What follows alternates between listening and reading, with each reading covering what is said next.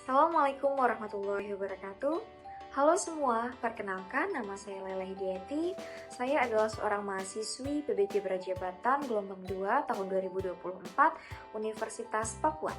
Pada kesempatan kali ini, saya akan mengkampanyekan suatu praktik baik untuk melengkapi tugas akhir saya pada mata kuliah Perspektif Sosiokultural dalam Pendidikan di Indonesia. Disimak baik-baik ya. Berdasarkan pengalaman mengajar saya di SMA Negeri 1 Kota Bogor, saya menerapkan suatu praktik baik yang mana akan saya tuangkan pada kampanye praktik baik pada kesempatan kali ini, di mana saya telah membuat atau mendapatkan satu judul yang menarik, yaitu mewujudkan pendidikan karakter melalui praktik baik, melalui implementasi scaffolding dan penerapan problem-based learning di kelas, yang mana pada judul ini telah memuat penerapan scaffolding pada Zone of Proximal Development atau yang biasa kita kenal dengan ZPD. Jadi ikuti terus ya. Kira-kira apa aja sih yang akan dibahas di video kampanye praktik baik kali ini? Penasaran kan? Yang pertama, memuat informasi pribadi saya sendiri, kemudian latar belakang kenapa sih atau apa sih alasan mengambil judul ini, kemudian ada intervensi penerapan scaffolding, kemudian hasil yang dicapai terkait penerapan scaffolding itu sendiri, kemudian penerapan dan replika terkait penerapan scaffolding, dan yang terakhir adalah kesimpulan. Oke, kita masuk di bagian latar belakang. Kira-kira apa sih latar belakang memilih judul tersebut? Baik, alasan saya memilih judul tersebut berdasarkan pengalaman pribadi saya, di mana saya telah melakukan observasi dan juga praktik mengajar sendiri di SMA Negeri 1 Kota Bogor. Pada saat observasi, saya mengamati bahwa guru bahasa Inggris di SMA tersebut mengajar lebih sering menggunakan metode diskusi dan juga cooperative learning, di mana saya mengamati bahwa peserta didik itu menjadi lebih aktif dan menjadi lebih bersemangat dalam belajar, yang mana dengan metode tersebut peserta didik bisa lebih mengasah critical thinking skill mereka. Dan saya mengamati bahwa guru yang mengajar grammar dengan metode tersebut bisa melatih dan bisa membuat pengajaran tersebut itu lebih holistik. Jadi peserta didik bisa mendapatkan banyak pengalaman menggunakan pembelajaran grammar, jadi tidak bosan seperti itu. Dan saya mengalami sedikit kendala di sini, di mana saya ingin mengadaptasi metode yang dilakukan oleh guru tersebut, namun saya terkendala terkait bagaimana saya menyampaikan materi terkait materi grammar tersebut, kemudian bagaimana saya menyampaikan materi secara bertahap agar peserta didik bisa dan paham terkait materi grammar.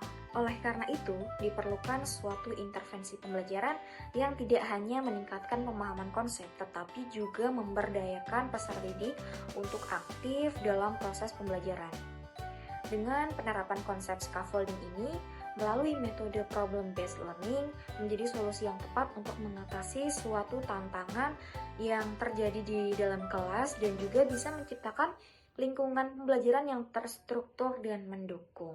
Kemudian, langkah ini juga sejalan dengan semangat Pancasila yang mengedepankan pembentukan karakter dan juga kepribadian yang berakar dari nilai-nilai luhur bangsa, di mana kampanye ini diharapkan dapat ditemukan bukti nyata bahwa pembelajaran yang inovatif dan juga kreatif bisa meningkatkan atau memberikan dampak yang positif bagi pembentukan karakter peserta didik yang sesuai dengan nilai-nilai Pancasila tentunya.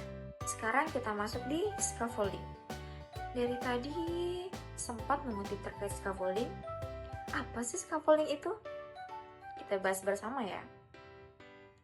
Scaffolding adalah suatu metode mengajar yang sejalan untuk menyesuaikan tingkat dukungan guru dengan potensi kognitif seorang peserta didik. Peserta didik yang mengalami kesulitan menguasai materi dalam sebuah mata pelajaran akan mendapatkan bimbingan lebih dari guru. Metode scaffolding ini merupakan konsep dari Zone of Proximal Development atau yang biasa kita kenal dengan ZPD.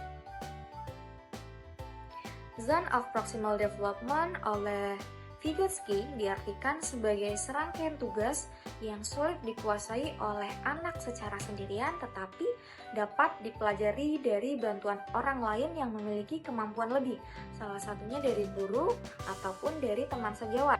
Terkait penerapan scaffolding ini bisa diberikan sewaktu-waktu pada proses pembelajaran berlangsung loh.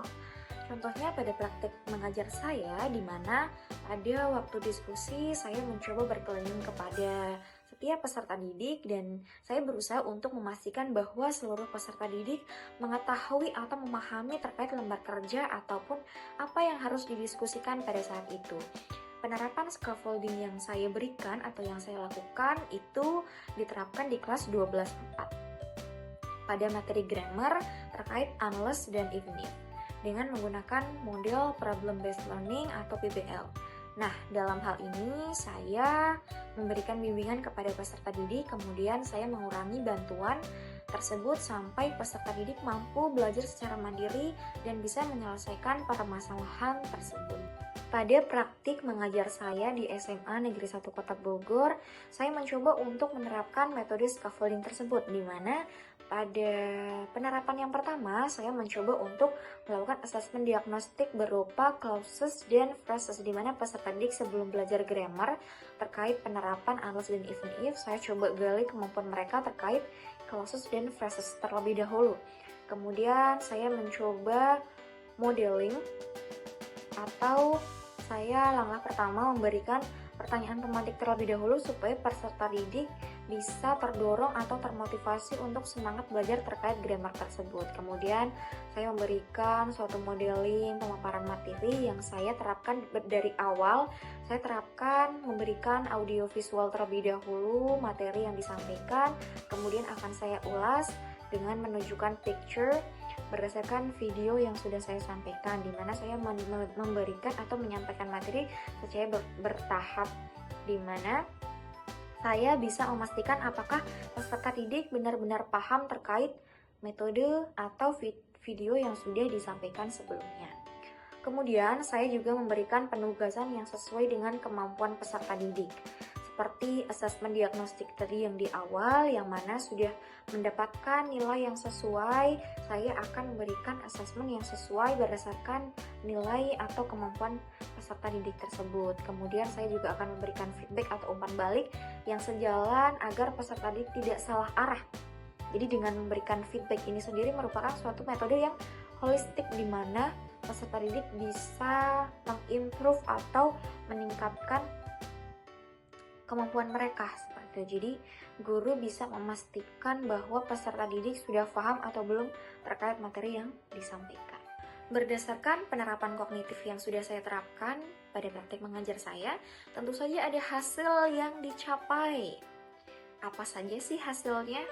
Pada penerapan yang sudah saya lakukan dengan metode scaffolding dan juga model pembelajaran problem based learning, ini menunjukkan bahwa peserta didik lebih aktif, lebih bisa menggali critical thinking mereka. Kemudian dengan menggunakan metode tersebut juga menciptakan lingkungan belajar yang suportif dan saling menerima.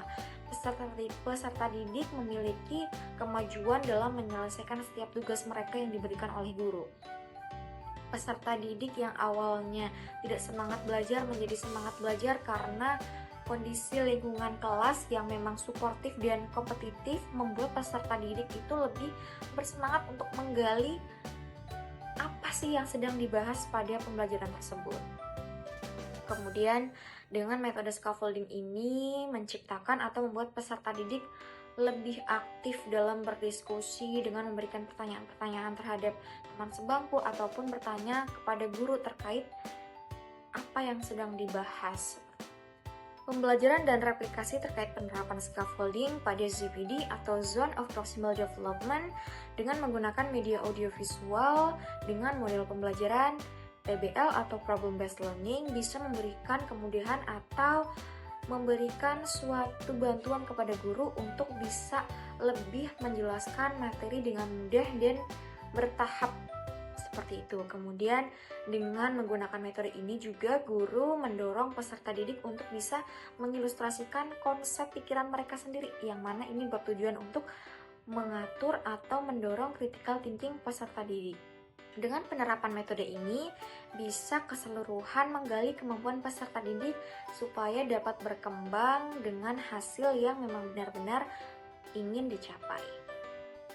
Demikianlah penerapan scaffolding yang telah saya lakukan di kelas 12-4 di SMA Negeri 1 Kota Bogor, di mana dengan metode scaffolding dan juga model pembelajaran problem based learning yang telah saya lakukan di kelas ini bisa membantu guru untuk memberikan bantuan secara bertahap, di mana peserta didik juga bisa menggali critical thinking atau menggali konsep terkait apa yang mereka pikirkan sendiri seperti itu. Kemudian dengan ini juga guru bisa membantu peserta didik untuk memberikan pembelajaran yang sesuai dengan kebutuhan mereka.